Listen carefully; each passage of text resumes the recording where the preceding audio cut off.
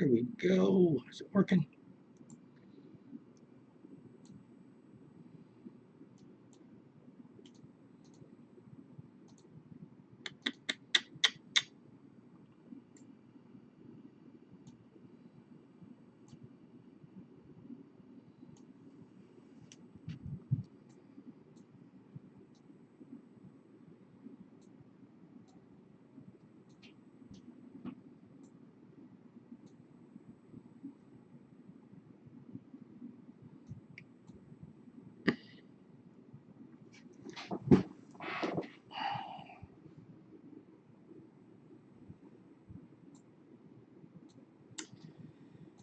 All right, let's kind of try to get things started early in case we have any hiccups. So um, I'll get it started here in just a minute. If you just bear with me.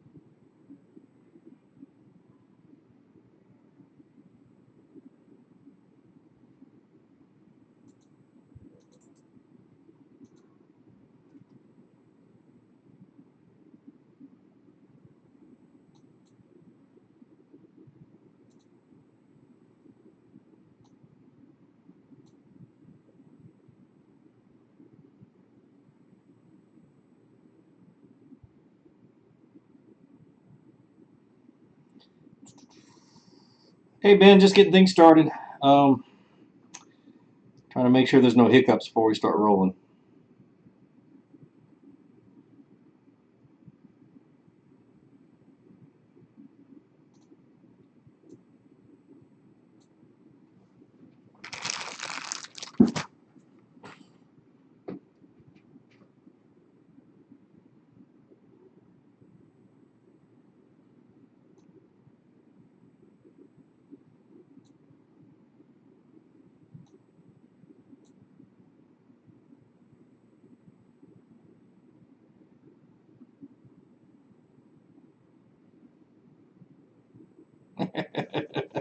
Mark, I don't know about nice, but it was an MTB Slam.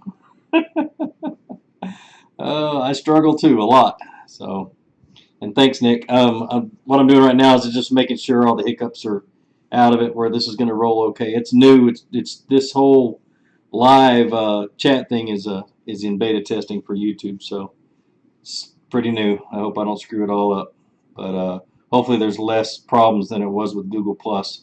I am going to miss talking face to face with people though. That's going to suck. But we'll get started in about 2 minutes.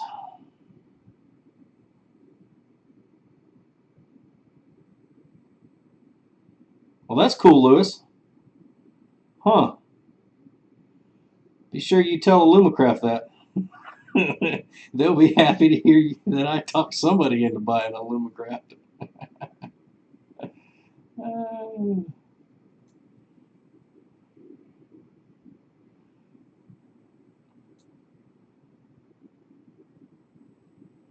I just hope I can go and edit this beginning stuff out, because it's pretty boring for somebody just comes on and watches later on.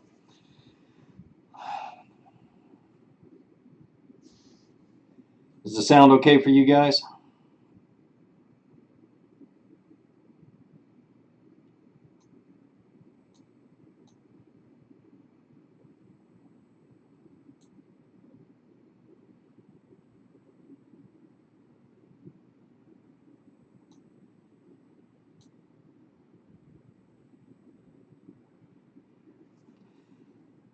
Cool. There's about a 10-second delay, it looks like, so um, that's going to make things a little bit of a challenge, but not too much as long as I don't pay attention to the video feed that's on YouTube.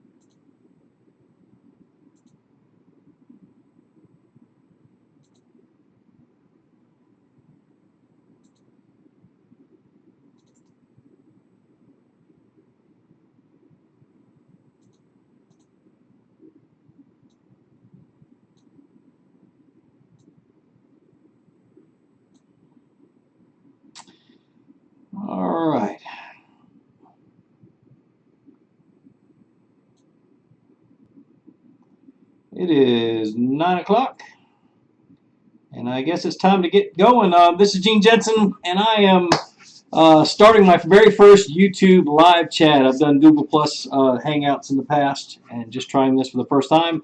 If I don't like it, we'll go back to the Google Hangouts, because that's kind of fun being face to face with everybody. There is about a 10-second delay with this, so what I'm saying now you're going to hear in 10 seconds, and I'm just going to try to ignore the video feed coming from my YouTube channel, because that will drive me nuts watching that. So, but please ask questions, leave comments. We're going to start out talking about my MTB Slam. First of all, I fished it on a lake called Lake Lanier in northwest Georgia. Pretty much, it's northwest of Atlanta. A very clear lake. Visibility was about 16 feet. The fish would, I could see the fish coming up on the fish finder to check out my boat. And I went there to do a video about vertical drop shotting. And then the last day, when I finally found enough fish I felt like I could do an MTB Slam, I went and tried to catch fish. So first of all, I opened the box, and the first lure that was in there was the bait ball, the square bill bait ball by Live Target. Let's get it to focus. Focus, focus, focus. I'm gonna have to change it. Hold on a second. Flip that around. I've got a little turn off my autofocus, and then I can make it focus. All right. So there's the bait ball, and it was a square bill, which made things challenging because these fish were they were deep. They were real deep, and so my first thought was to put some weight on it, tie it onto a Carolina rig, and go and drag it around. And what that does is it creates that bait floats. That lure floats up. Let me get in the picture. The lure floats up, and so it's just like fishing a floating worm on a Carolina rig. You drag it on the bottom, and it swims down. You drag it on the bottom, it swims down. And I tried that for a little while. Then I tried just casting out, letting it sink to the depth of that the bass were at, and swimming it through it. That didn't work. So I changed things up, ran over to a long point back up a creek where there was a lot of bait fish up this one creek, and caught a fish on like the fourth cast with it on that shallow spot. So I took it off the Carolina rig. Pretty good little lure. Yeah, I'll elaborate, John. The weight, it's just a Carolina rig, and it's just used to get that bait down there. And I like a longer leader for that. I usually use like a 14, 16-inch leader for Carolina rig mostly, but I lengthen that leader to about 24 inches just to get that weight away from there. But I use those cylindrical weights, so a lot of times it looks like these bait fish are chasing another bait fish, and so it can look like that if you're swimming it. If you're dragging it, it looks like these bait fish are trying to get down to the bottom and get to something, especially if it's a crankbait that looks like a bluegill. You can make that bluegill look like it's going down to the bottom to eat something, and the bass will, it just makes it a little bit more natural. Another thing I like about these bait balls are that that a lot of times during the summer and in the fall, the bait fish are so small that these little bait ball crankbaits can make a big crankbait look like a bunch of little tiny little bait fish. And it really helps out when the bass are keying in on those tiny bait fish. This is the first time I've ever thrown this one, or a bait ball, so I was kind of impressed being able to catch a fish so quickly with it. But the way it affected the action, not on that long of a leader. It was different. It was different than throwing a crankbait. And I just put it on my regular Carolina rig. I think I had 15-pound test Iserline copolymer on there. What does it say? Is it worth? JR asked if is it worth what people are paying for it? Yeah, I think so. It's out of my price range. That's why I've never bought one. I like to keep my crankbaits below $10 because I will beat the snot out of them and lose them. And shoot, I lost two lure retrievers this year on the same brush pile on the same day, trying to get a crankbait out. So I mean, I'm not afraid to crank into some of the nastiest stuff. So I don't like to use a lot of expensive crankbaits. So let's see.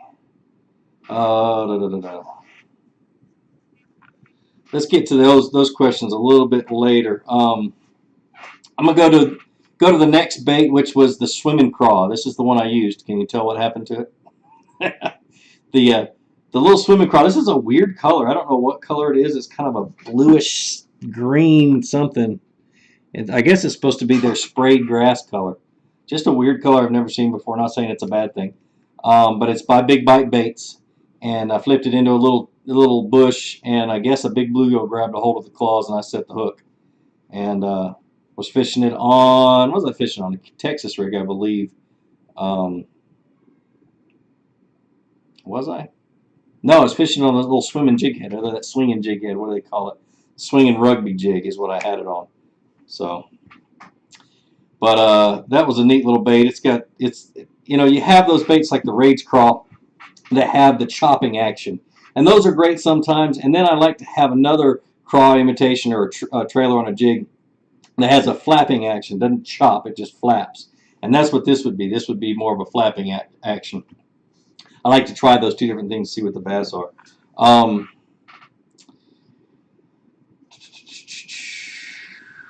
Trying to catch up on some questions. Have I ever been to Alabama? I go to Alabama 2 or 3 times a year if I can help it. I love the Alabama River Lake, or the Tennessee River Lakes in Alabama, and so I tend to every once in a while I'll start fiending and have to go. The next one was the bonehead tackle. They call it the ringworm. This is a company I've never heard about, and that's what's cool about the mystery tackle boxes. You get to try things with things that are made by companies you've never heard of. And this was a pretty neat little worm. I'm not going to get them out because I got that. I put that bait mate fish attractant in it, so I don't want to get all messy. But the plastic itself was pretty durable, which excites me. It still had a lot of action on that tail, but having a durable plastic, you can catch multiple fish with it. So pretty good. I put that on a Carolina rig and got a bite on it, but dummy me, I didn't set the hook right away, and by the time I set the hook, the fish had dropped it. So it happens. We'll get to your questions here in a minute, guys, so hold off asking them. I gotta run over these things. If you have any questions about the baits I'm using, let's see. What are your options on the free swinging football head jigs? Man, I like them. I really like them. The reason is they don't get hung up on nearly as many things as a normal shaky head, but it's not a shaky head. Two different baits, but you can drag them through cover a lot easier. The football heads are great. There's a company that makes a round head. I can't remember it because I've only seen them once in Hank Parker's boat, and I wish I'd have asked him what it was, because those things didn't get hung on in hardly anything as long as they were rigged right on the plastic, and they catch fish. The thing is, though, the bite is a little bit different. It's more like a drop shot bite. You pick up and you feel the weight of the fish on it. With a jig, the hook is directly attached to the weight, and the hook is directly attached to your line, and the bass bites it, and you feel the thump. Well, with these, you don't feel the thump so much. It's just more of a spongy feeling a lot of times, where you lift up and there's weight on it, and you feel the fish just move a little bit, and you set the hook quick. So, and yeah, they're good for dragging. They're good for hopping. I mean, they're good for all kinds of stuff. I like to just drag them up and bump into a rock and just shake them. And if there's a fish hanging on that rock, he's going to grab it. And it's good for a lot of different types of plastics. Straight tail worms, anything. Any kind of plastic you put on any other hook, you can put on these and fish them, and it'll do just fine. Does anybody use sinking braid? Kevin asks. Yes, I do. I have sinking braid on both of my drop shot rods, and if I could afford some more at $35 a spool for just a little spool of it, I'd get some more. It's not very durable. You have to understand that it gets abraded pretty easy, and it'll break, so you have to keep checking it. But being the fact that it is sinking braid, it helps with a drop shot, so I really do enjoy it. Let's see. Let me see. I don't know what the name of that braid is, and I've got it hanging on a peg out in my garage. It's made in Japan. It's yellow. Comes in a little bitty spool like this, and it's got all Japanese writing on it. So I don't know what, I can't even read what the name of the braid is, but it's pretty good. And there's some other ones that claim they're sinking braid, but I haven't tested them out yet. So.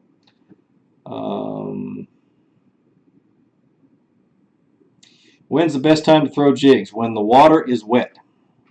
Is that a good enough answer for you? Do I still like the FG knot? I love it. I won't do anything different than the FG knot from here on out. It is a difficult knot to tie, and sometimes, a lot of times, I have to tie it twice. But once you get it tied right and everything's tight, it lasts forever. It doesn't break, and you can't hear it come through those guides. Even the micro guides, it casts right through the micro guides. So it's I can't say it enough how much I love that stuff, that knot. So. Let me see if I can go up and pick up some more questions real quick. How many people we got online? Wow, 79.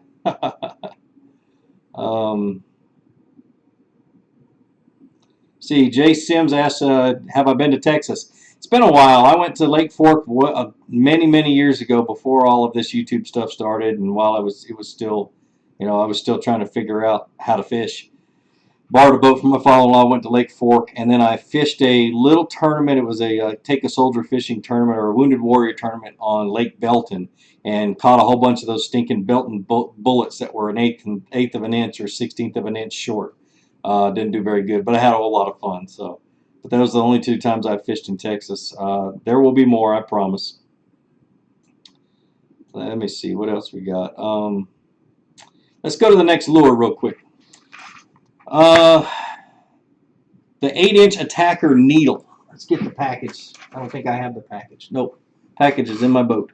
It's that little needle worm. Yeah, I do. Hold on. From Bass Attacker. Okay, there's the package. So you guys can see it.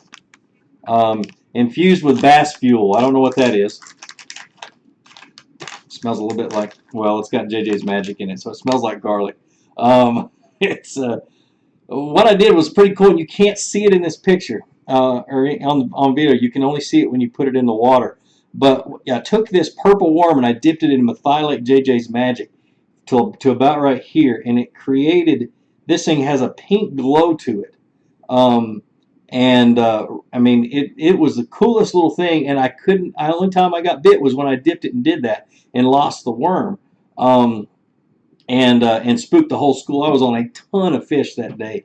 There were probably 100, 200 fish around and under my boat right there off of that point, and they were schooling everywhere. And it was so clear they wanted everything needed to be perfectly natural. So these purple worms that I was throwing at them really wasn't what they were looking for. You could see them on the fish finder on the drop shot come up and look at it and swim away, and look at it and swim away. And I did that for an hour and a half, 2 hours trying to get him to bite. I got one, I dropped it on his head. He bit it right away. He held on to this part of it where I had the JJ's Magic dipped and ripped it off the hook. And so that was the only one I missed. But this is a really cool worm, and I mentioned this in the video. This is a small bag for this big worm, and I think the company just did that to save money on as many things. They were shipping a ton of these baits to Mystery Tackle Box, and they just put them in a smaller bag to save money because packaging is so expensive, and I don't blame them for doing that. So this is the deal. They probably have them in a larger bag. And what happens when you don't is they kink up, and they aren't straight. As you can see, that one's not straight because of the way it was in that bag. So my phone is doing all kinds of crazy stuff. Anyway.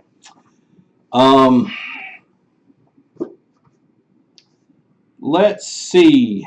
And then I already talked about the swinging rugby jig head, and the bait mate live bass. So that was my MTB Slam. It was the worst one yet. It was a year ago this month that I was able to do it. Catch a fish on every bait. In one day, and it was a year ago this month, and so. Now this is my worst MTB Slam, which is okay. It's okay with me. All right, let's get to some questions. If you have any questions about anything, we'll go ask. Except for personal questions, I tend to, well, you ain't getting those. So I'm going to go up a little bit. I never fished in California. I don't do much with. I'm trying to phase out my Ducket rods. I'm just I got 3 boys, and I'm going to end up giving all the rods to them, and just trying new stuff. I've got a stack of 13 fishing rods right there in the corner that arrived today with some reels. 13 Fishing and what do they call it? The nine Tackle Company, which is also owned by 13 Fishing, and trying out their new black rods. I got a product catalog right here. These little nope, that's not there. There it is. Oh, 8 Fishing, the number 8 Fishing Tackle Company. Let's see, I'm trying out their new blackout rods. I got 3 of those, and so they'll be on the water tomorrow.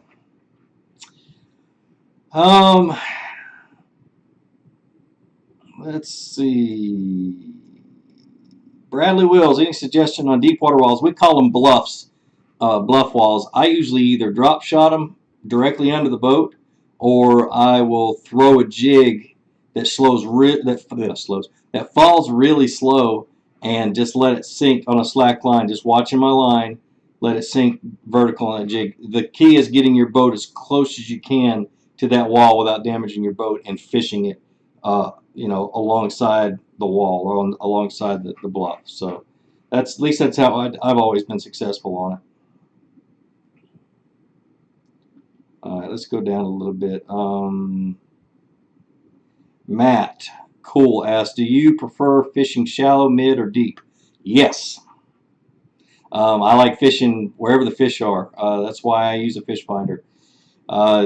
It's I used to be a real finesse fisherman, and I used to be a bank beater, but since I moved to Clarks Hill, to Augusta, the Augusta area years ago, Clarks Hill's an offshore lake, and you can't catch them all year long from the bank. And so I go deep. I go out in the middle of the lake. It doesn't have to be deep. It can be 8 feet deep on a hump, but I'm comfortable just about anywhere now. That was one of my goals, was to get to the point where I can catch a fish every day, anytime I'm going. Still working on that goal.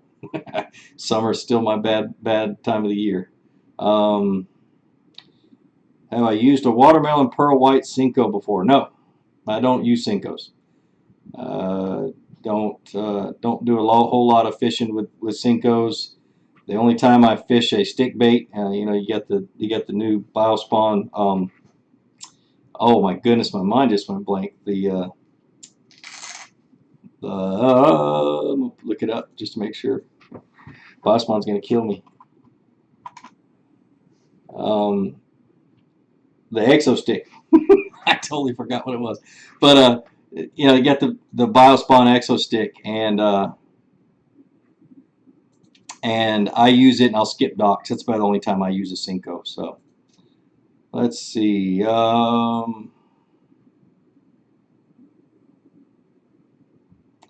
Boy, you guys are making this hard to read, asking so many questions. 105 people, is that right? Yeah, 105 people watching this. Hey, everybody. Let's see. How do you work a deep diving crankbait? I just launched a video about a month ago, Brody, about deep diving crankbaits, and it tells you everything that I do with them. And I'm not super experienced with them, but I'm successful with them. And so there's a lot of people that are a lot better than me, but I basically have taken everything that I've learned and put it into a video about deep diving crankbaits. So go watch that. Best thing to do.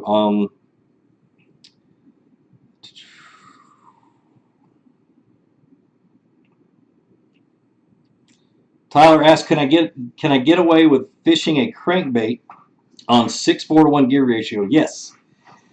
I wouldn't fish a deep diving crankbait with one, but I would, anything else I would, because you won't get worn out, and it's so much easier to slow down than to speed up. You wear yourself on I used to fish 5-1 or 4 1-to-1s, and a fish would bite, and it seemed like it took me forever to get that fish to the boat. So I got rid of those and started fishing 5 3-to-1s, and it feels a little bit better. But there's no reason why you shouldn't be able to fish a 6-4-to-1 with most crankbaits. I fish a 6-4-to-1 with my square bills. So somebody's making fun of me about not knowing the Exo Stick. Let's see. Why don't you fish jerkbaits often? It's a confidence thing. I have confidence in a jerkbait with water temperatures below 55 degrees. I don't have them in the summertime, and I should, because there's a lot of fish caught during that period of time. But there's so many other things that I would rather be fishing than a jerkbait when the water's warm. So maybe I should get a little bit more experience with them in the warmer months. You just fish them faster. That's all you do. I just don't have any confidence in it.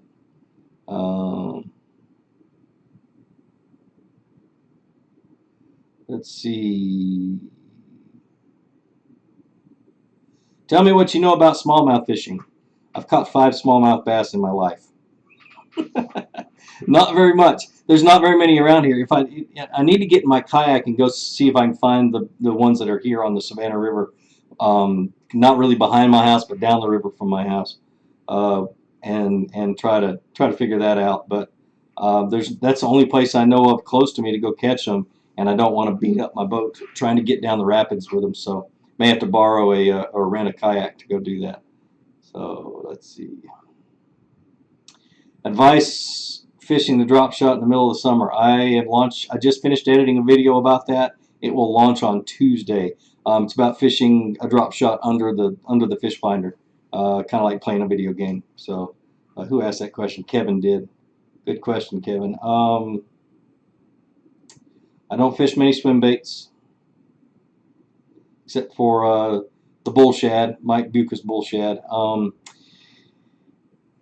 I just don't have the equipment to do it. Really, is the main reason, and that's one of those baits that you throw them all day long for just a couple, 2, 3 bites. And when you're trying to get a video going, it's difficult. So maybe one day I'll put something together. I'll get Mike to loan me one of his rods and go out and fish some of the big ones. I have some of his 8-inch swim baits, but I don't have anything to throw them on.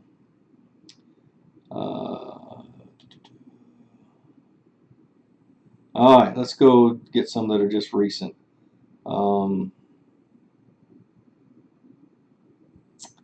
Favorite fluke colors: white. How to catch bass in stained water? Just go darker colors. When the water gets muddy or water gets low visibility in it, the bass will get as close to cover as they can. They feel more comfortable when they can see something. So the muddier it is, the closer they get to cover. I won a tournament years ago in muddy water where I had to get the bait within 2 inches of the outside dock post on the docks and let it fall directly down. And by the time it got to the bottom, I'd lift it up and there'd be a fish on it. And I caught a bunch of fish that day and ended up winning like 16.5 pounds. And so, they just get real close. A bass feels comfortable in the mud when they have something real close to their eye, in that muddy, soupy water. Stained water, as it gets clearer and clearer, I'll go with a little bit more natural colors, but not colors you can see light through. That's the biggest thing, is I really want to focus on making a silhouette. So a green pumpkin, June bug, that kind of color works really good in stained water. So that's kind of what I go for. Jigs, things that rattle, things that vibrate are always good. Wow, 125 people on. That's cool. How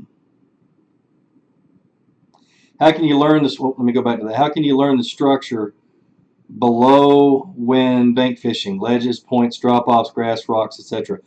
I did it dragging a 1/2 ounce Carolina rig, and when I was bank fishing, I just throw it out and learn what the bait felt like when it fell off a ledge, or learn what it felt like when it came over a log, or came up or came down. And a lot of times when it's coming downhill and you're pulling it, it'll come off the bottom a little bit. And you're like, man, if it was flat, it really should not have come off the bottom and then sank down. So go out there and drag around on the bottom with a Carolina rig and just feel the difference and try to visualize in your head what's going on underneath. That's the best way I can tell you. It just takes time.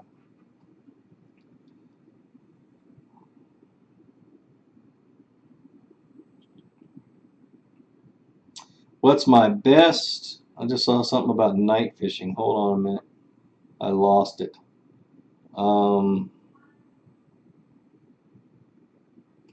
Best 3 lures for night fishing from the bank. A black spinnerbait, a Texas rig, big worm that's a dark color, and the spinnerbait has to have a Colorado blade on it, and then a buzzbait. are the three I love to throw from the bank when I'm night fishing.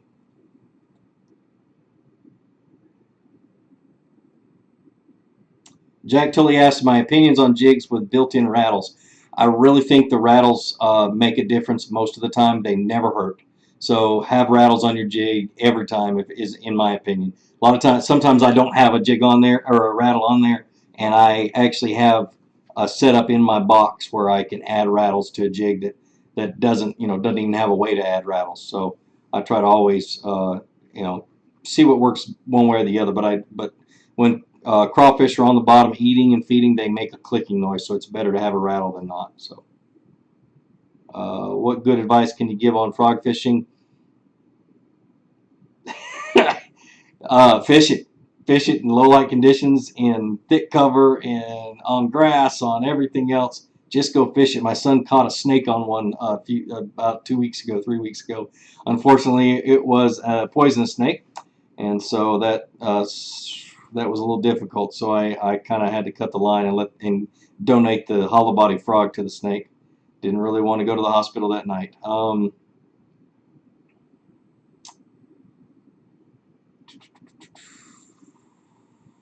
What's my favorite fish to eat?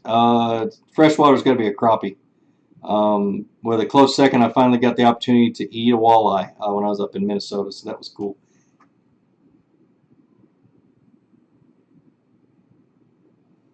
Poor Fisherman asked, what do I think of the concept from 13 Fishing? I don't know. I just got them in the mail today. So I'm one of those, I like to take it out and get some seat time with my rods and reels before I give an opinion.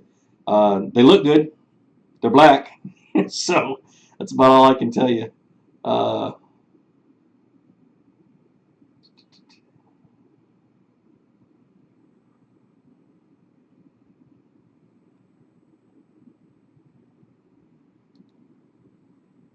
All right, let's see.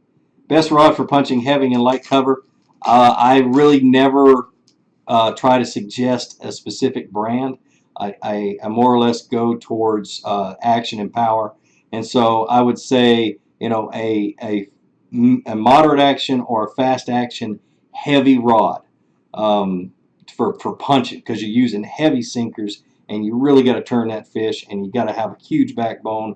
And the crazy thing about it is the hook set's a little bit different. You don't pop the hook set. You're using those big old sinkers, and so when you pop it, it blows the fish's mouth open, and a lot of times that hook doesn't get the opportunity to penetrate.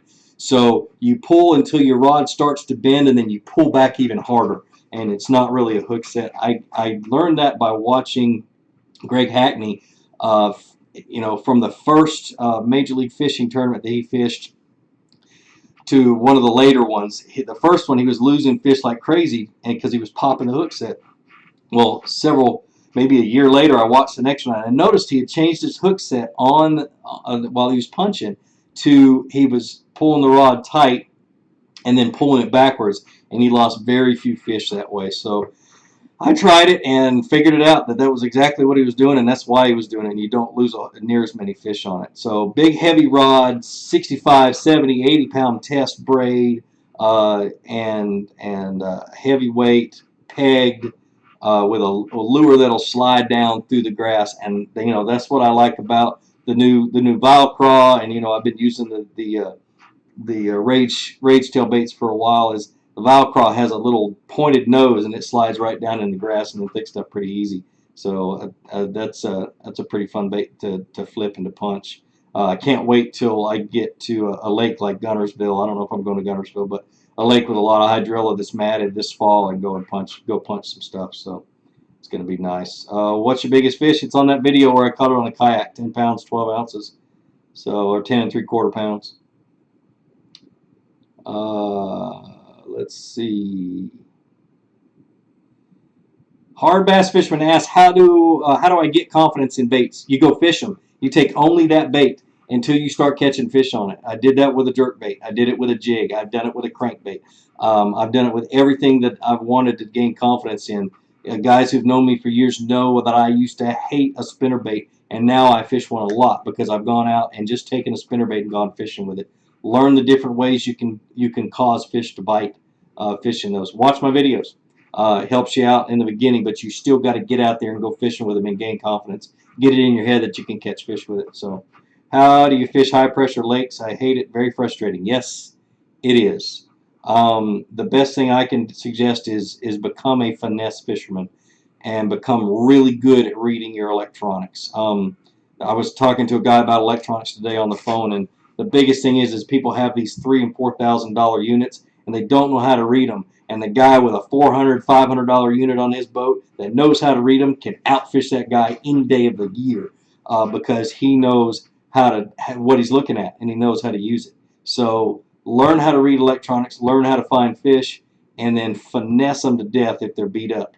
Don't worry about boats coming by you. I've had many days where every time a boat came by, I'd catch a fish because it would stir up the bait fish or it would cause a reaction strike.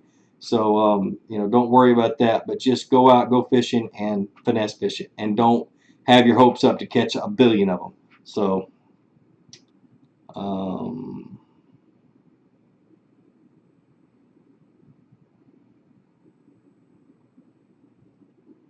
And this thing is hard to scroll.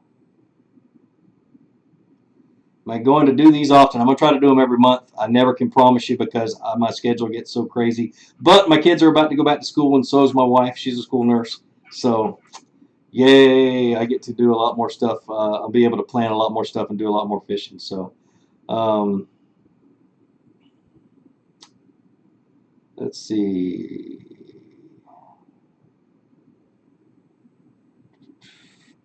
Best spinning rod, the one in your hand.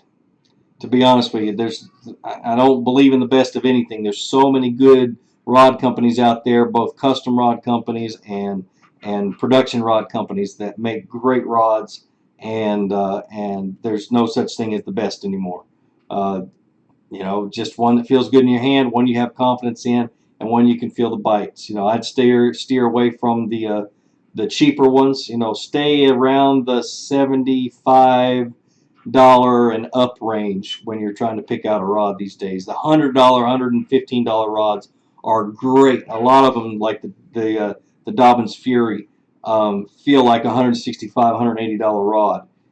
They just have a little bit less expensive components, but the blanks are excellent. And so, it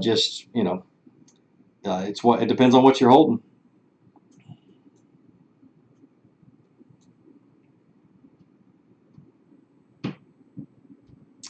Anthony asked me if I ever used the EXO reel from, I want to say it's the Quantum reel, I think. No, I haven't. How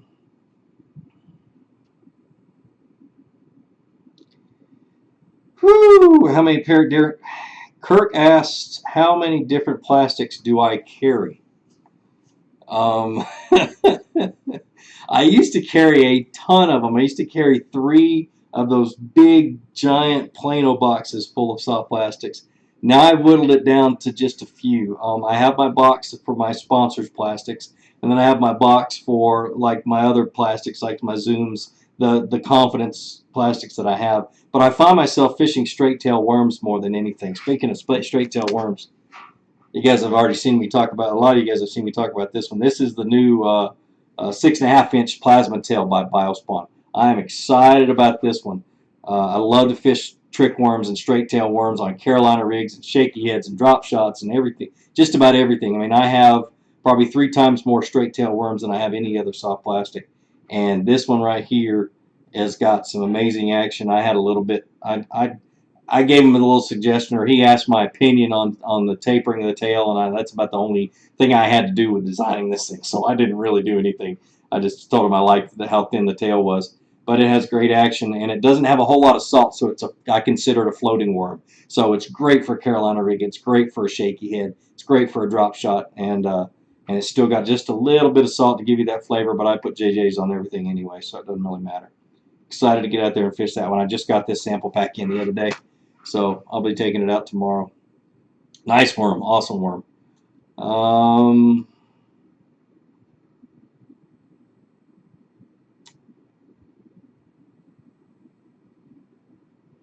Let's see. David Berry asked a really good question, and it's one that I got asked a few days ago too. It says my bait caster is messed up and it makes weird noise. noises and doesn't go very far and backlashes all the time before it hit the water. What do? Take it to a local tackle shop and have it serviced is the best thing. Or find a local guy that cleans and cleans your reels, and have him go through it is the best thing. I mean, there's so many things that can go wrong with a bait caster when it's when it's grinding and all kinds of other stuff. Especially the inexpensive ones that got a lot of plastic parts. Those plastic parts can wear out quick. So and a lot of them really do make a lot of noise when they get dirty. So go have it serviced. Best thing I can have you do. And take it to him. Don't try to take it apart yourself if you're not very mechanically inclined.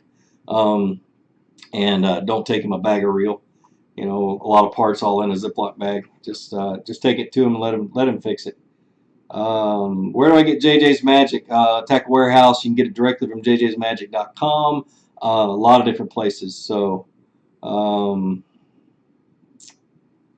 let's see. Anthony Niego asked me, what's my job? I am an x-ray technician. Been shooting x-rays for about 18 and a half, almost 19 years. That's what pays the bills. That's what makes it to where I can, I've been able to grow this YouTube channel the way it is because I have a full-time job and can keep my family fed. So, but now I'm trying to make the YouTube stuff and the fishing stuff a full-time job. So we'll see if that works. Who knows? See, Joel Fisher asked me where I went in Minnesota. I caught my walleye, and I want to say it was called Deer Lake is where I caught my walleye.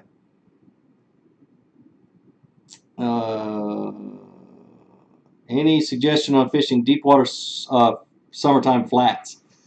Crank them. Crank the snot out of them, and change different angles and try to find something that's on that flat that's holding the fish, whether it be grass or a rock or something, stumps, something. I'm always going to crank a flat just because I can maintain that depth, and I love it that it's all pretty close to being the same depth anyway. So that's what I try to do.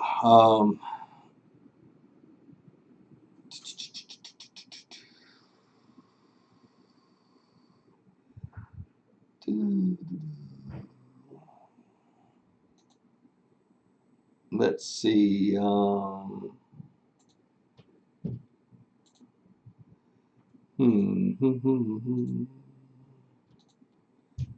Let's see. Where can I fish in southeast Georgia?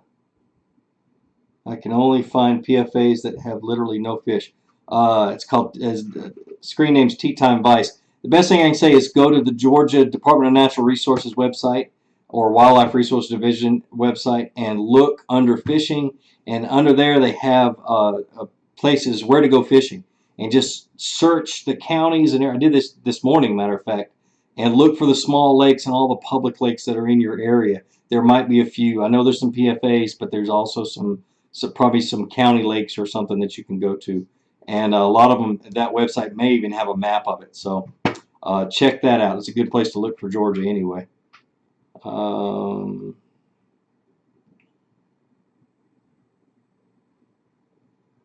Man, this thing is so hard to scroll.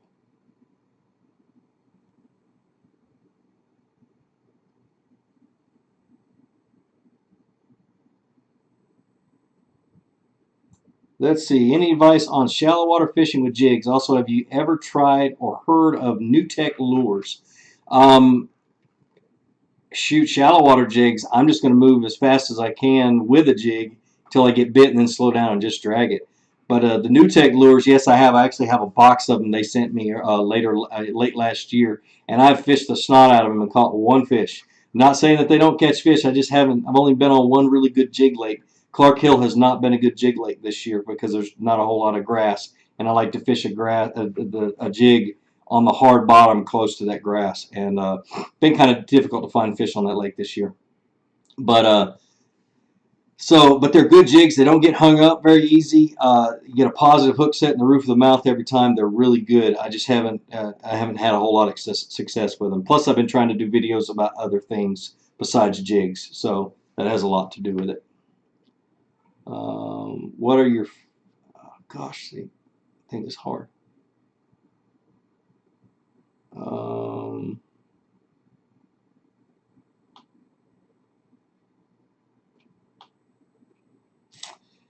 Have I ever used weight baits? Oh, see this little bait right here? It is a Omega custom crankbait. Just came in the mail. But I've got that one and I've got this one, and they're wake baits.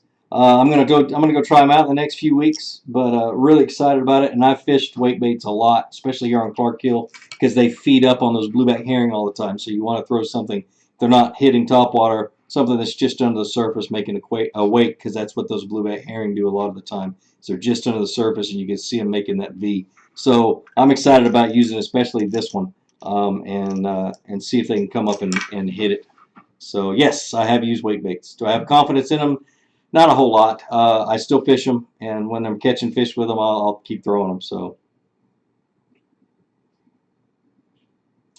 what's my favorite lake to fish? Lake Wilson in Alabama is my favorite lake to fish at this point. I feel like I know it well enough. I can go have fun, and I love fishing bluff walls and those shelves on those bluff walls that are on Lake Wilson. So that's my favorite.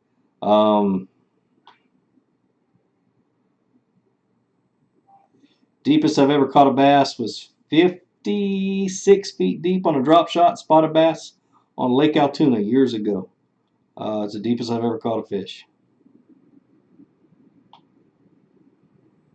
Um, Advice on first tournaments. I don't fish tournaments. I don't have a whole lot of advice. Just come up with a game plan and go fishing, and stick to your plan. And so that's the best advice I can give. Just go in with confidence.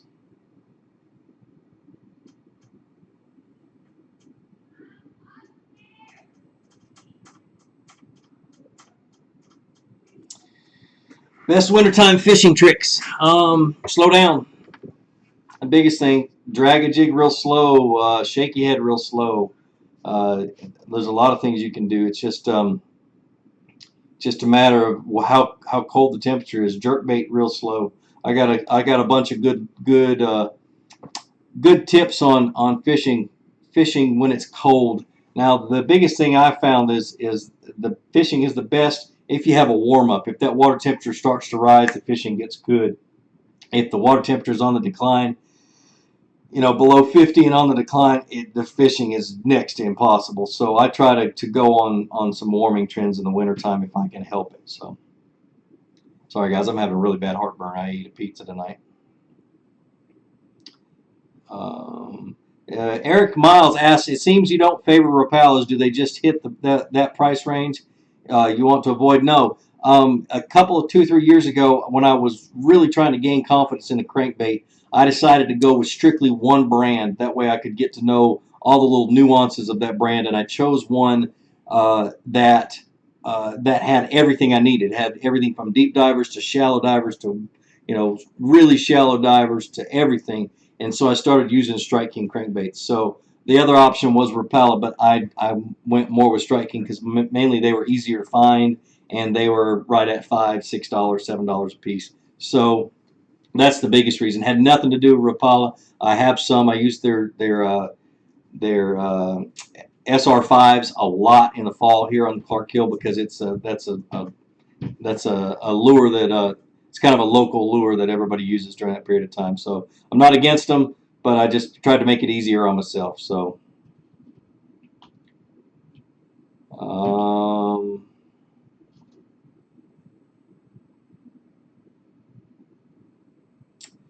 Jay Lynch asks, how do I catch fish on deep ledges when I know they're there but they won't bite?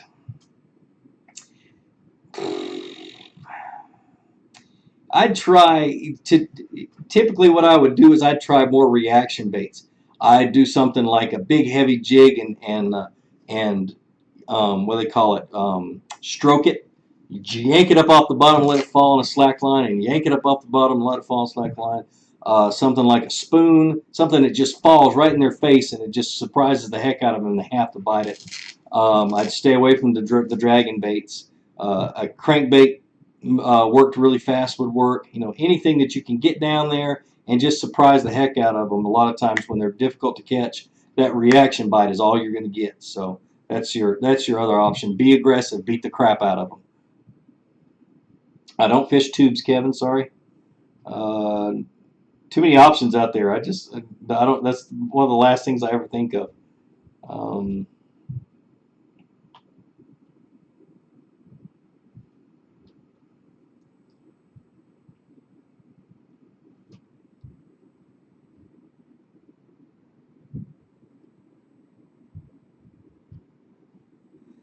okay, I'm getting a lot of these questions. I'm gonna single you out, Anthony. He asked the question, "What bait should I use for gravel flats?" Um, it's kind of, you know, there are so many baits you can use for one situation or one specific type of bottom, no matter what it is. And the biggest thing is that you take you take stuff that will cover a lot of those areas, be it hard bottoms. I can consider gravel flats being a hard bottom. That's it, hard bottom. So I'm going to fish, things like a jig, a Carolina rig, a crankbait, anything that I would fish on the bottom that comes in contact with the bottom. I'm going to fish on gravel flats. If I'm fishing a silty bottom and there's fish suspended above the silt, I'm not going to fish things that get on the bottom because they're going to go down in that silt and the bass aren't going to get to them. So I'm going to fish things that are up off the bottom, crankbaits that dive, a little bit higher, spinner baits, Carolina rigs on a long leader, that kind of stuff. You just you fish your conditions, you fish what you're throwing at, and you try to make them work. The biggest thing. So that's one major deal is you got a hard bottom, fish stuff you're going to fish on a hard bottom. You got a soft bottom, fish things you're going to fish on a soft bottom. If the fish are suspended, fish things that you'll fish, at that depth, be it deep or shallow. It's just where the fish are. You say, okay, this will fish there, this will fish there, this will fish there. And then throw those and then let the fish tell you what they want and then modify it from there. That's kind of how I develop my patterns. And so, Josh Helms asked what my favorite knot is. I tie a proof clinch knot about 99% of the time, a Palomar knot with braid. What's the weirdest thing that I've witnessed while out fishing? People that don't know how to drive a boat. There was a guy that had a brand new boat years ago. I was being the boater for a Junior Bassmasters tournament. And this poor guy had just bought a brand new bass boat and he did not know what the tilt trim switch was. And so he had his son climbing up on the front of the boat to try to get it to go down because he didn't have his motor trimmed down. And so I felt real bad for him. If I hadn't been helping this kid, by being his boater, I'd have gone over there and jumped in the guy's boat and showed him what the tilt and trim switch was. Kind of weird. That was more funny than weird, but I don't see a whole lot of weird things that I remember at least. So, best baits to use on a new lake, the ones you have the most confidence in. Good question. I love that question.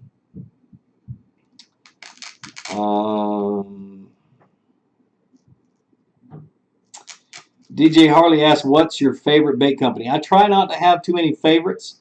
I'm a big fan of Biospawn. They're my sponsor. They're helping me make this dream a reality. So I have to say them, and they make great baits. But I mean, there's so many bait companies out there that are making good baits, and I don't really have a favorite. If I have a favorite, then I feel like I sell myself short when the fish want something else. So try not to keep those favorites. Ooh, dry mouth.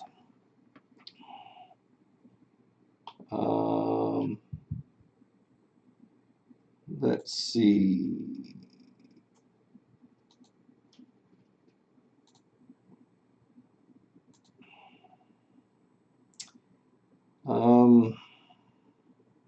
Do I fish Texas rigs much? A lot of times. It's like my bread and butter most of the time when I'm on a new lake or on a not a new lake but a new area of the lake, something that has a lot of things I can pitch and throw to like docks and brush and things I can see. I'll tie on a Texas rig so I can work it a little bit faster. Throw it in and jig it. Throw it in and jig it. So let's see what else. Keep asking, guys. This is fun. I got a question for you guys. Do you like it? Those of you who've been on my Google Plus Hangouts, do you like those better, or do you like being able to ask questions this way in a chat better? That's kind of what I'm trying to decide this time. Because if I feel like I need to go back to the Google Plus Hangouts where I'm talking to people and actually they're on the video too. I'll do that. But the bad thing about that is there's you're only allowed 10 people at a time. So, and it's hard for me to get them to switch off. So, do I fish jigs often? Not so much, mainly because I'm mainly working on videos when I go fishing now. So I'm fishing what I want to make a video on. I have a lot of jig fishing videos. Maybe if I fished a lot just for fun, then I'd be fishing a jig a whole lot more. So, where can I buy biospawn lures at? Cabela sells them, and then you can buy them at Tackle Warehouse, and you can buy them at the Biospawn website. And the Biospawn website has some good, good incentives and good things you can do to get the price reduced. Anyway, can't remember what they call it. Do you ever fish for catfish? Not intentionally. Let's see. D Parker asked me. Let's see if I can get it to come down. Do you ever fish? I see you in a lot of lakes. Do you ever fish any rivers at all? Also, I used to be big on worms, but I have actually started to like Strike King rodents and missile bait D-bombs. Have you ever tried those? I've never tried those. I consider them uh, just a flipping and pitching bait. So, you know, I've got tons and tons of different pitching and flipping baits that have that kind of that same profile, that same kick and everything else. It's a reaction bait. You throw it in, you drop it on their head, they bite it. And so I'm not too concerned with the details of a flipping and pitching bait. Do I ever fish any rivers? I do. The one behind my house is not a good river to fish because it's 5 miles south of the Clark Hill Dam, or 8 miles south, something like that, 5 to 8 miles south of Clark Hill Dam. And it gets cold when they're pumping water. It gets down into the high 50s. And so the bass just don't live on this part of the lake. You can catch a few of them. My kids go out back and catch bluegill and catch a few small bass. But it's difficult to find bass on this part of the river. If I went 40 miles down the river where it stayed warm all the time, I could probably do a whole lot better. And if you're fishing rivers, I tend to try to get out of the current a little bit. Those bass will be positioned somewhere that the bait fish and whatever's coming down the current will swing into whatever dead space. They don't like a lot of current because it wears them out. They're lazy. And so they're going to be somewhere just off of that current in an eddy, and that's kind of where I focus on. And so, but that's river fishing. I need to do a lot more of it. It's just too much of a drive for me, and I'm not that good at it. So,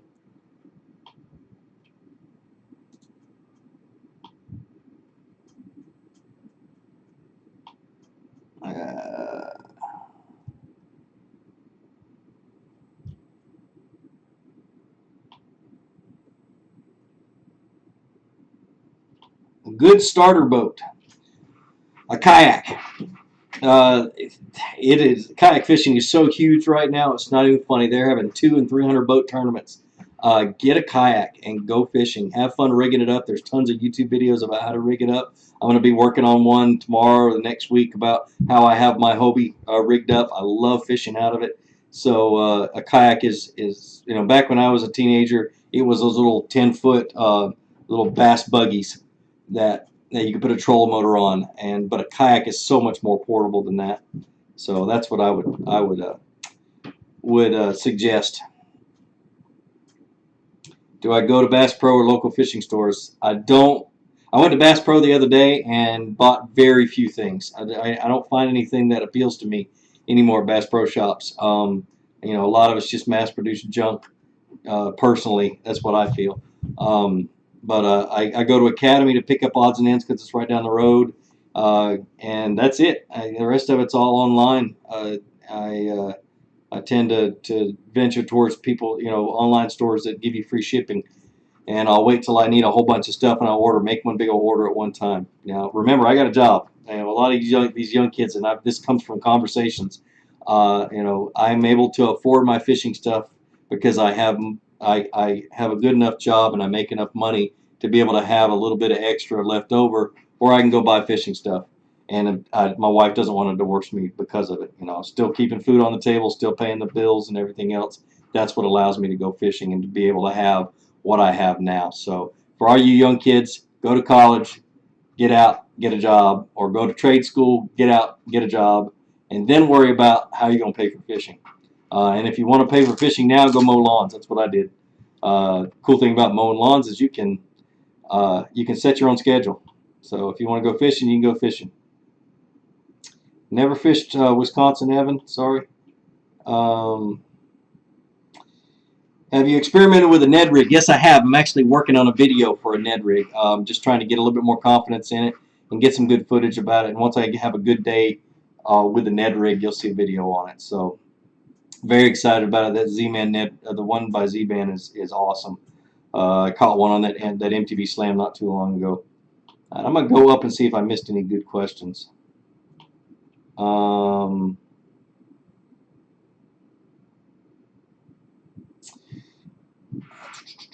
Blaker12138 asked, how long do you wait when you see a bass hit your topwater frog? This is answered in a couple of my frog fishing videos. What I do is I wait till I feel the fish. Typically it's 2.5 to 3 seconds. 1 1000, 2 1000, 3 1000, set the hook. This also rings true when you're fishing baits just under the surface and you see the bass hit, like a fluke or a wake bait or something like that, and you see the bass hit. You need to wait. 1, 2, bam, and I set the hook is how I do it. So give it a little bit of time. My son missed a whole bunch of them the other day on a topwater frog, and finally he was able to catch them when he was able to stop jerking the rod and count to 3.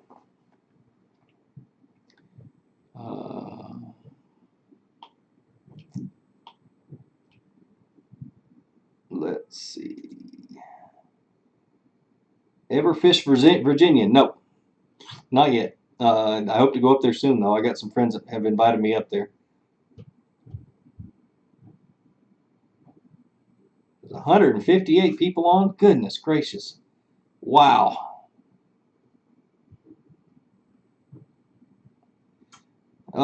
Sean Hammock asked, do I recommend subscribing to Mystery Tackle Box? You know, I am thoroughly happy about Mystery Tackle Box. My kids love it. They go nuts when they get a new box every month.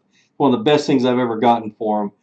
And it helps those people who like to try new tackle to get new stuff they may have never tried. These guys at Mystery Tackle Box work hard to find these bait companies that are able to produce the baits they need, but also that aren't very well known.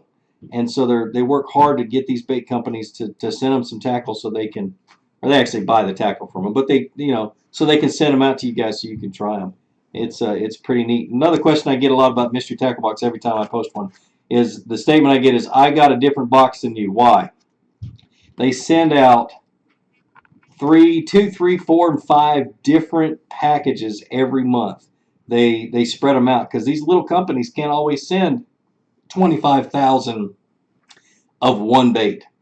It would put them under. They just don't have the resources to produce that kind of stuff. So they get what they can get, and then they pack them into the boxes, and they make sure that the cards are printed up to match those boxes. I can't imagine how difficult that is to do. So that's one of the questions I get. Have I ever fished Lake Hartwell? No, Sport Fanatic 423. I have not. I want to. I've fished Lake Russell, but I've never been up and fished Lake Hartwell.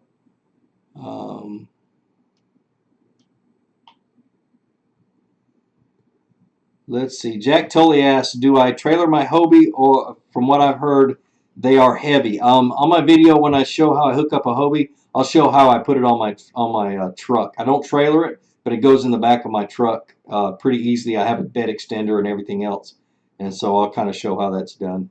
But yeah, they are heavy. They are very heavy, and if you're going to get one, make sure you get the wheels. Very important.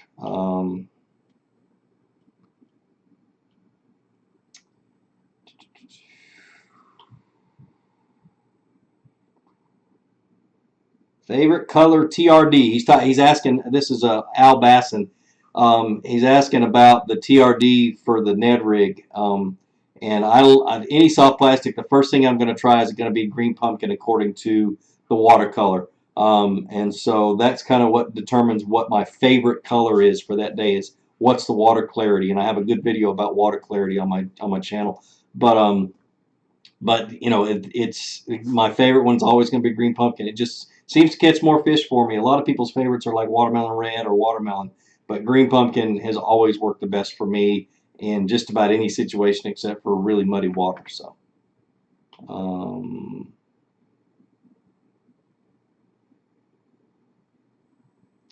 boy, I wish I was a fast reader.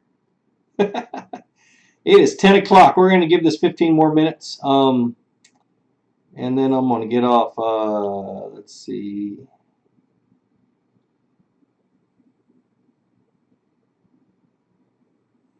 Sport Fanatic 423 asked me where do I work. I work at a hospital here in town. I'm an X-ray technician. This is the weirdest thing. It's so hard to scroll.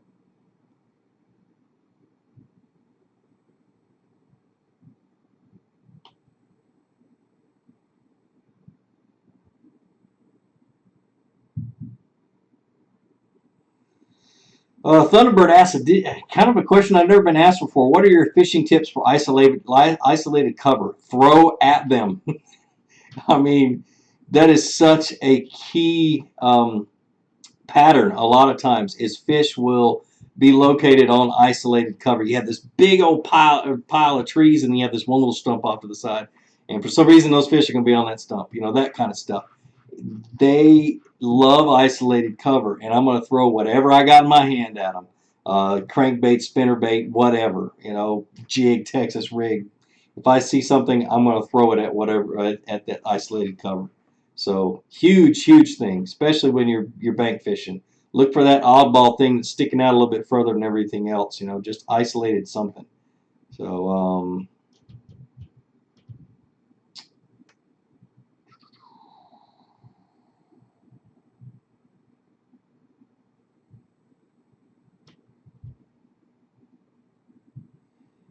have you used Trigger X? I don't know what those are.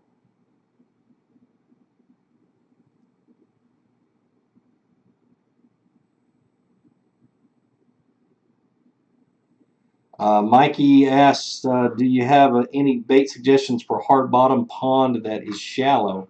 If it's hard bottom, fish something that's on the bottom, that is worked on the bottom, and fish something that bounces off the bottom.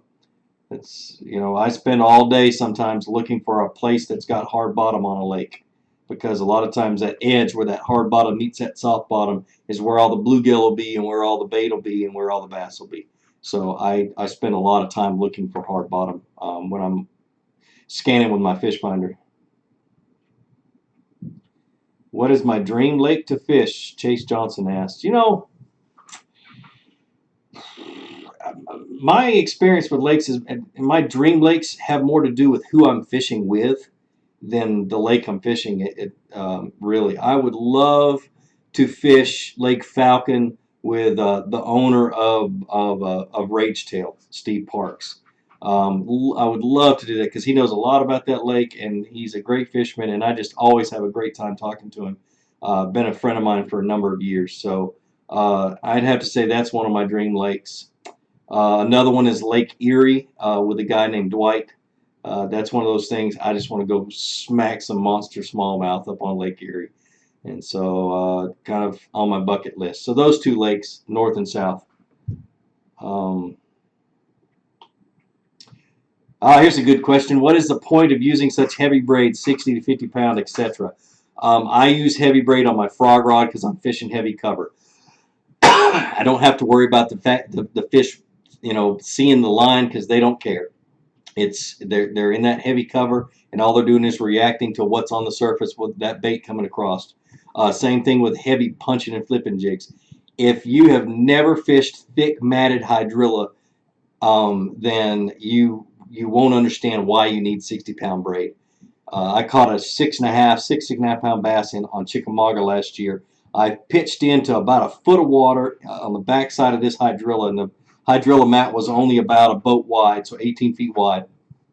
And by the time I picked up, this fish had already swam out under the hydrilla out into the open water, and I had to rip through all that hydrilla with that braided line before I could set the hook. That's why you use braided line. And a lot of times that fish may only be 3 pounds, but you're going to bring 40 pounds of grass or 40 pounds of something in with that fish. So you've got to have that heavy line to be able to get out of, or get that fish out of that heavy cover. So that's the biggest thing. And if I felt comfortable using heavier, I would. But 50 to 65 pound braid is ideal for flipping and pitching a heavy cover and for frog fishing. And for frog fishing, it's mainly because, one, you got to get them out of that heavy cover, and two, those big old hooks are hard to set if you have anything that stretches. So you want that line that won't stretch at all. And so you pop them real hard, and it gets those big heavy hooks buried in the tough part of that fish's mouth. So you've got to have thick braid. I know you guys think it's crazy, 50 and 60 pound braid. Put the 50 and 60 pound out of your head. It's about no stretch and being able to cut through the grass and being able to bring stuff in. That's when the 50 and 60 pound part of it comes in, is when you're trying to bring that heavy stuff in along with the fish. So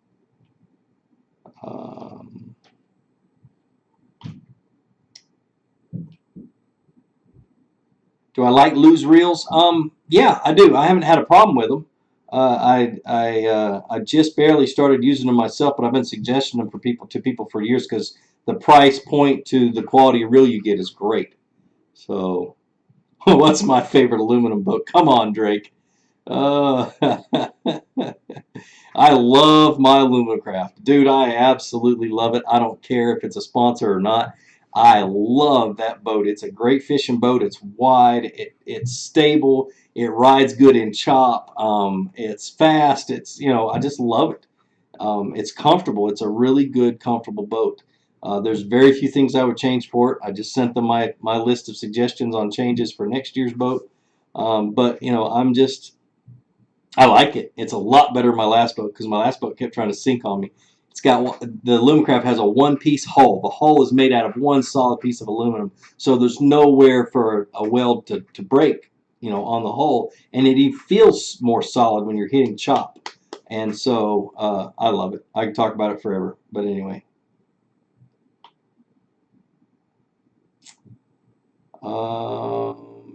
Do I use monofilament? Yes, I use monofilament on my Carolina rig, and I also use copolymer, which is like a fluorocarbon coated monofilament.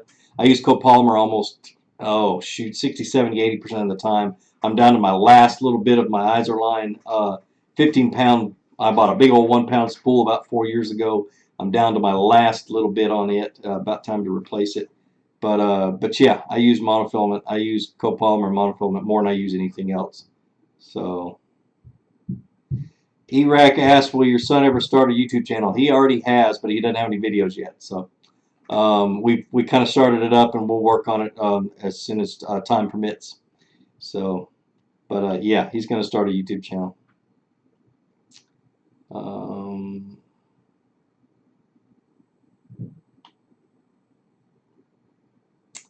Best beta rig for submerged hydrilla is a Mojo rig, because you can fish on top of it. Also, just swim something across, swim a fluke, buzz bait, a spinner bait across the top of that hydrilla, because until it gets matted, it really doesn't have. It has spaces up underneath it for the bass to hide, but it's not like the highways you get when it mats out. When it mats out, you get like it's open underneath there, and so.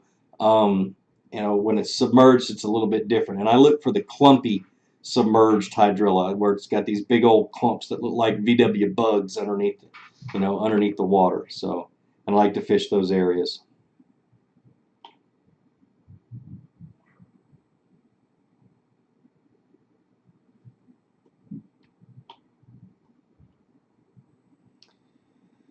Ever think about fishing with Lake Fork Guy? Yes. Yeah, I mean, I've talked to him about it once. It'll happen. And I don't know when it'll happen, but it's going to happen. I'm going to make it, maybe once I'm able to get this thing to a full-time gig, I'll be able to travel a lot more and be able to go do that kind of stuff, because it would be great to have a collaborative video with him on like Lake Fork, or somewhere else. So yeah, I like him. He's a great guy. And that's what's cool about YouTube is most of us get along pretty good, and we all want to work together, try to make each of the kind of reach our goals. And so I'm always good for a collaborative video. And so yeah, I'd like to fish with him.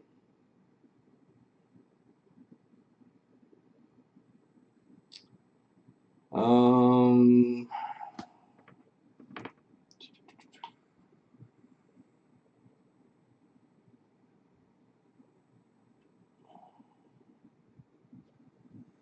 let's see, bass fishing FL, Lowrance or Humminbird. I use Lowrance. I also have used Humminbird, and they're on the place I guide up in North Carolina every once in a while has Lowrance 1198s on or 1199s on them.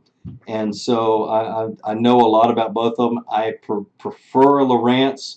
It's easier for me to use. I understand it better. I know how to set it up better. And then when I have to make quick adjustments like contrast and things like that on my side imaging, I'm able to do it on Lowrance a lot faster than Humminbird. And also the Lowrance, when you stop to do something like mark a waypoint or pause it to zoom in on something, Lowrance continues to record behind the scenes. So when you come back up, you can go back and see what you missed. Humminbird doesn't. It stops recording, and you can't go back and see if you missed anything while your boat was drifting. So I don't like that. I hate it. It drives me nuts. So that's the biggest reason why I continue to use Lowrance. So you'll see that on my boat for as long as it takes, and I love them. So let's see. Um,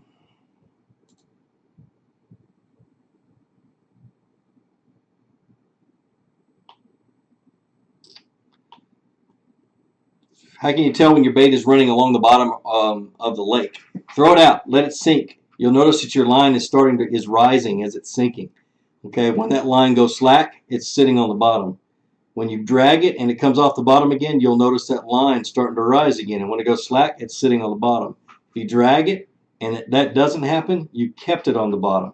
So that's the difference. Okay, it's all about that line. It's the line between your tip of your rod and that's going into the water. You'll see it rise and you'll see it go slack. So that's how you tell.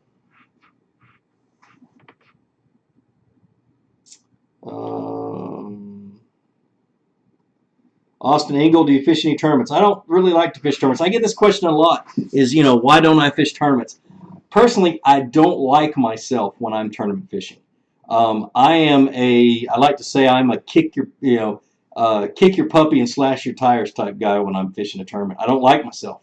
I don't like how I feel during the tournament or before the tournament or anything else because I love to share information. I love to talk to people. I love to do all kinds of stuff. And when I'm fishing tournaments, I feel like I got to bottle it all in, and that's not me. And so I prefer doing this. I love to teach people and help you guys catch fish. That's why I don't fish tournaments. I found what I love to do. I found what I have passion for, and like those tournament anglers, those elite guys, I know a lot of them, and I know what they go through, and I'm not that person. I'm not that dedicated to that side of the sport. I'm dedicated to the side of the sport that I'm able to teach you guys. The side of the sport that brings more anglers into the sport of fishing. So that's why I don't tournament fish, and that's probably why I will never tournament fish except for little pot tournaments here and there, little 4-hour throw in $30 and go tournaments. So.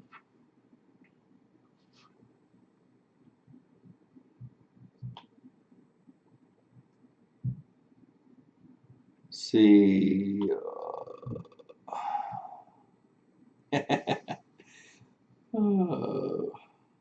I can't comment on that one, Noah. Sorry.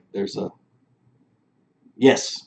One day there will be a Fish with Flukemaster giveaway. I promise. Just got to get to that point where I can do it.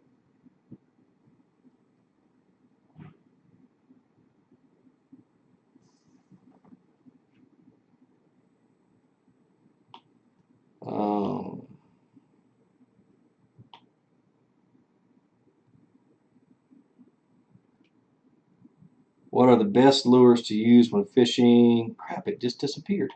Ah.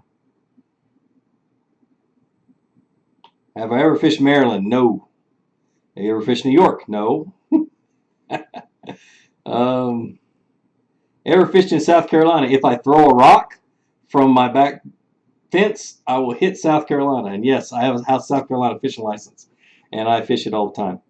So I almost got arrested for fishing at a public pond in Nevada. Needless to say, I am completely demoralized. Should I quit fishing, Gene? No, Taylor, don't do that. Just go somewhere else. Do a little bit of research.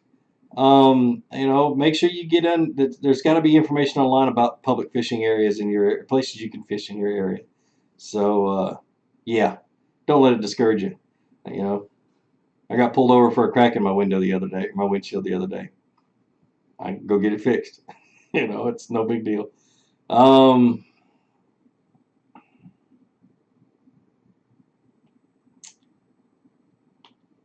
One tackle box, what baits?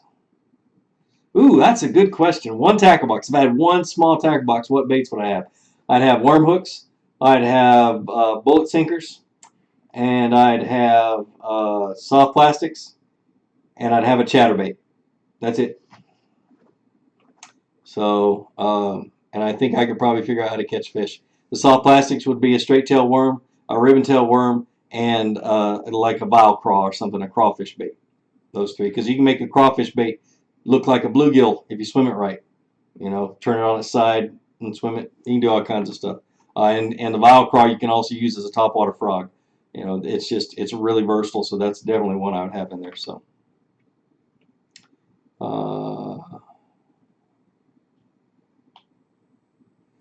Bradley Lindsay asks, how can you tell whether it is muddy bottom or a rock bottom without a depth finder? It's by feel, really. Drag something with a weight, Carolina rig jig, something with a weight that's attached to the line, and just feel it. And you can feel the difference between whether it's sluggish or whether it's you're pulling it and it's going through the braid or through the thick stuff. So we're gonna do this for about 5 more minutes.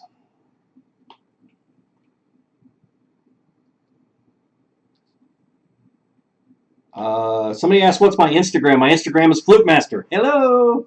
Yeah, it's exactly what it is.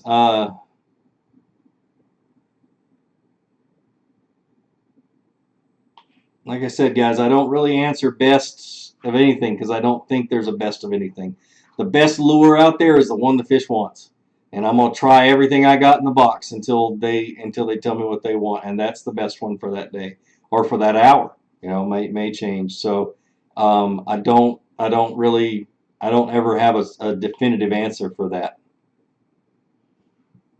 Have I ever fished Louisiana? No, I haven't, not yet. I was at the Bassmasters Classic in Louisiana several years ago, but didn't fish there. So,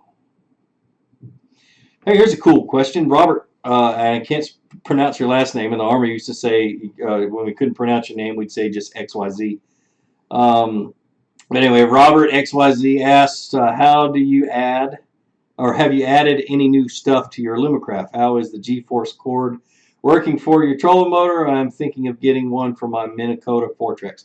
I've added quite a few things to it. I added the little rod straps that hold my rods down, and those plastic ones. I got them at Academy. They break pretty easy, so I pretty much they broke within the first week. But I just wanted the little tie downs anyway, and I take those cheap small bungee cords and use those as a rod strap. They last a year. Take them off, put new ones on, and you're out. 60 cents or so.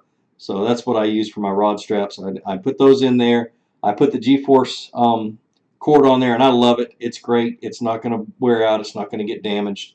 It's a solid piece of equipment. I put the little silencer on the front of the trolling motor. I can't remember what they call it, but basically it replaces the nut, the prop nut, and it screws down and it reduces or eliminates the vibration in your trolling motor.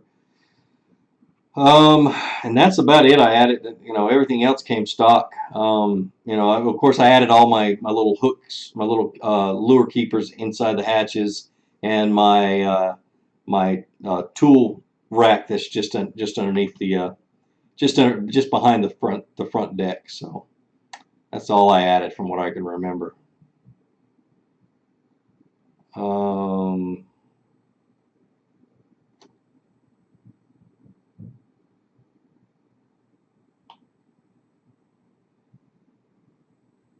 Trying to understand this question, but I kind of like it. When do you call it quits I'm assuming it said meant as. When do you call it quits as a fishing pro? I guess. I guess it's when you can't afford to do it anymore. When your family starts to go poor or go hungry. The biggest thing as a father is you want to make sure that your family eats and you have a roof over your head and you're able to pay your bills. So if it ain't working, you go do something else that pays the bills. How did I crack the windshield of my car? I drive down a road that almost every gravel truck in the area drive down. So, and it's a major road at 55, 60 miles an hour. If you haven't gotten your windshield cracked or on that road, you consider yourself lucky. That's for sure. I've had 4 rocks hit my windshield on that road. Do I fish Lake Lanier any? Yes. The MTB Slam was done on Lake Lanier, and the next video that comes out on Tuesday was done on Lake Lanier. I fish it once or twice a year.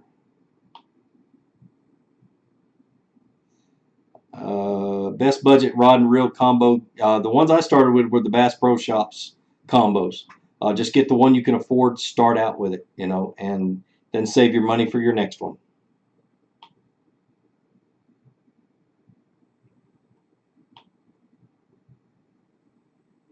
One rod and reel, which one do you use?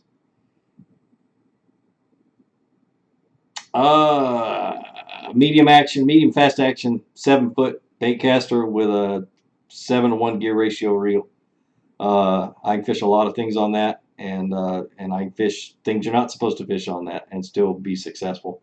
You don't need a 1,000 rods to be successful as a bass fisherman. My basic rods are simple: a medium action spinning rod, a medium fast action bait caster, and a medium heavy bait caster, and I covers just about everything. I have a whole bunch of rods because I can have them, and because I want to teach the exact rod to use for each technique that I'm teaching. So.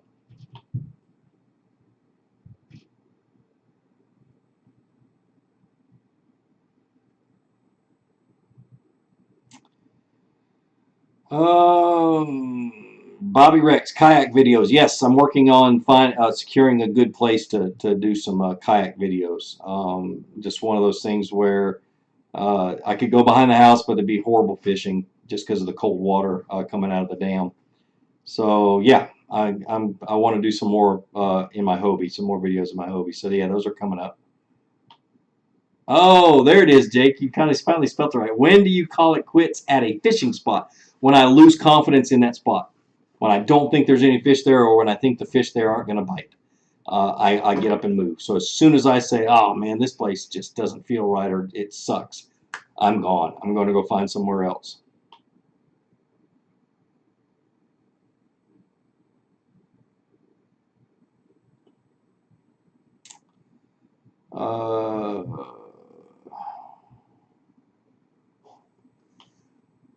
See, Travis, this is going to be the last question. Travis asked, Travis Harville asked, please tell me what a G-lock worm hook is. Hold on a second. I'm going to step out around here and grab a hook. Okay. A G-lock worm hook. Let me turn my macro back on. All right, you see that bend in that hook? That's just a regular wide gap Gamakatsu hook. Okay, a G-lock will come down further and then come up. And just a little bit, it comes down a little bit further and comes back up and just causes that bait to lock in just a little bit better. So it kind of does this number. That's the difference. And that's it. There's nothing else that's any different than that. So that's the trick. Make sure that you that you put that hook on right and everything else, but there's nothing more than that. So anyway, well, thanks guys for hanging out tonight. I'm sorry I couldn't get to all your questions. I could make this last forever. Leave some comments. Let me know whether you like this format or whether you like my Google Plus format better. Help me make that decision. So anyway, take care. Have a good night, and I'll see you next time. We'll do this again in a month.